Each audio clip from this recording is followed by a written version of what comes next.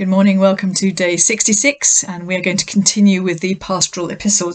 Now, I left 1 Timothy yesterday having talked quite a bit about the background to the pastoral epistles, to all three of them, and having done a kind of walkthrough of the first letter with you.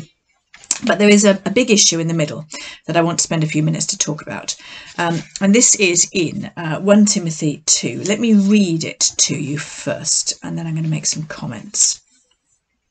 From verse 11.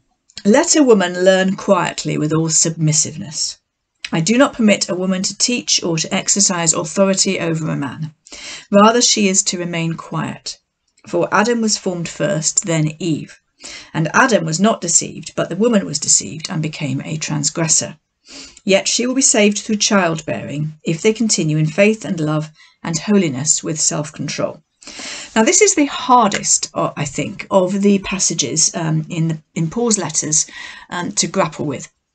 If you look at the passages in the Corinthian letters, which speak about women in the churches, I think there are easier answers to come by, not least of which is that when Paul at one stage says that women, I forgot exactly how he phrases it now, but he says something about women should remain quiet.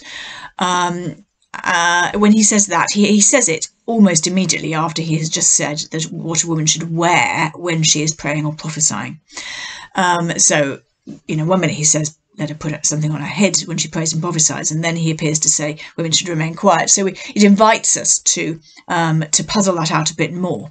And the answer to the Corinthian one is probably that portion is not original, and that's not people simply saying that because it doesn't suit them, but that there is good evidence from the ancient texts that portion of the I think it's in 1 Corinthians, I can't remember, one of the 2 Corinthian letters, there is good evidence from the ancient texts that it is not original. That is not the case here. And the other problem with this is that this one doesn't seem to make any appeal to culture, but to deep theology, because it speaks about Adam and Eve. And so immediately that seems to make this a more difficult problem to grapple with. And it seems, and for a long while, I thought that it was an unsurmountable problem, that if I was going to take scripture seriously, and deep in my heart, I'm committed to taking scripture seriously, then it would exclude me from ministry. However, there's been some work published fairly recently, really, in the last, 20 years, which helps a lot with this. And I'm going to take you through a little bit of it. If this is an issue that is a struggle to you, then this book might help you, actually. This is by Lucy Peppiatt. It was out, I think, last year. It's quite recent. It's called Rediscovering Scripture's Vision for Women. And it is a careful, and it's hard going. You'll have to, it takes a lot of focus and concentration and a lot of study. But it is worth the effort if this is something that is a struggle for you. But let me just make some comments about this one in particular. So the first thing to say is this: there is only one direct instruction in this passage, and that is in the opening phrase, let a woman learn. Now, we don't notice that. We skim over it to the quietly and submissiveness and all the rest of that passage. We don't stumble over that opening phrase, but we should stumble over that opening phrase because it should shock us. It would have shocked Paul's readers. It would have shocked many in the church. It might have shocked Timothy. Because the idea that a woman should be allowed to sit and listen and learn is not how people imagined it. You just look at the story of Mary and Martha, and how Mary comes into criticism sitting at the feet of Jesus, and Jesus commends her. But the fact that he commends Mary doesn't mean it's necessarily rippled out into all of the churches. So Paul's instruction to let a woman learn, first of all, is quite striking. Now, the next thing is to remember that there is a contextual element here, because Paul is writing this specific letter to Timothy in Ephesus. Now, what is the situation in Ephesus? Well, I mentioned this briefly when we were looking at Acts. Ephesus was the centre of the Artemis cult. In other words, the centre, it had a great temple to the goddess Artemis. And I say the goddess Artemis. This is a female deity, and it was a female-led religious cult. So the women or some women in Ephesus were kind of priestesses, I think, of Artemis and prophets and things of Artemis. And this was quite an influential element within the city. What was the worship like? The worship, well, sorry, let me backtrack on that slightly. So this idea of women-led worship was coming into the church as well, and it was a particular style of worship, and it had a particular set of theological. Sorry, it's going to be like this now until the end of the videos because we've entered hay fever season. It has a particular set of theological or priorities, and particularly theological errors. So this female-led Artemis cult is influencing the church.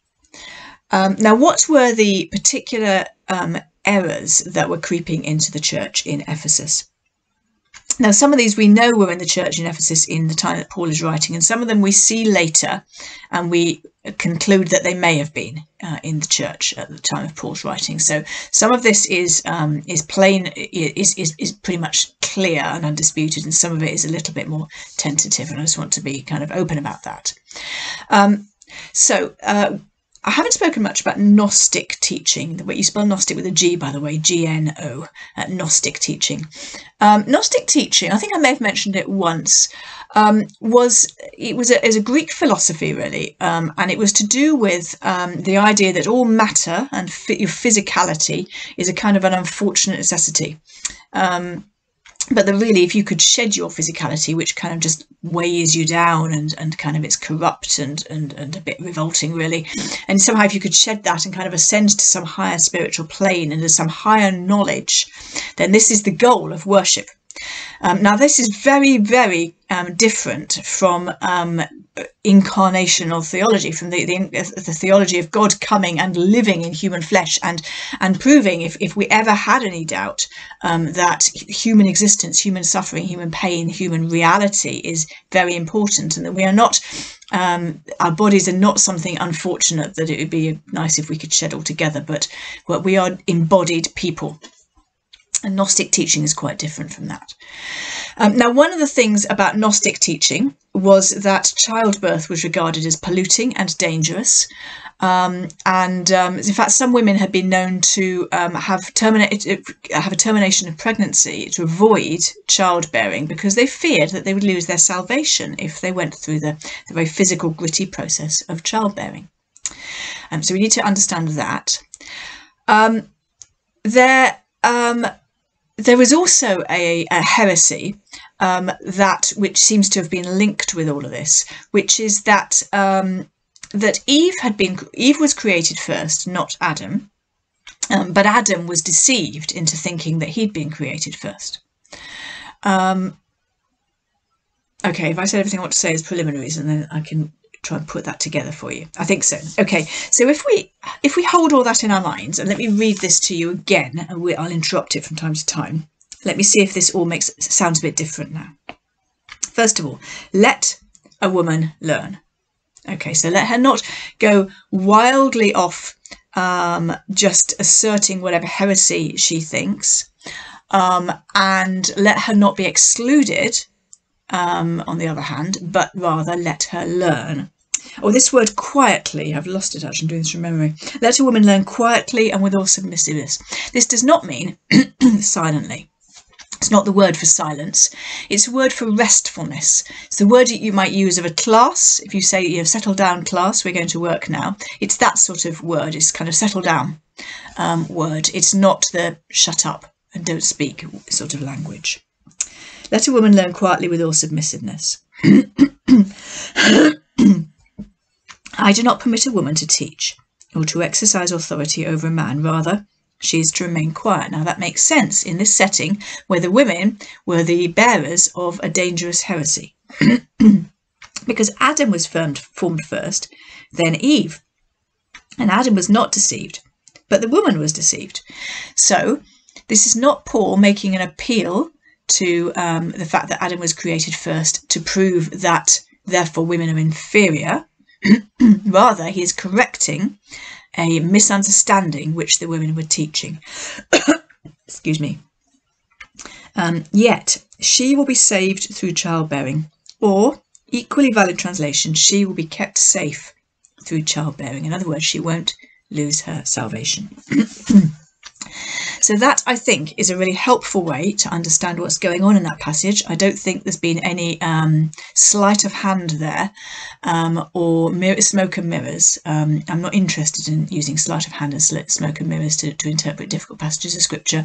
And when I can't interpret them without sleight of hand and smoke and mirrors, I have to leave them as something I struggle with. So I hope that helps if that's something that you have perhaps struggled with yourself in the past. And then tomorrow we're going to look at 2 Timothy.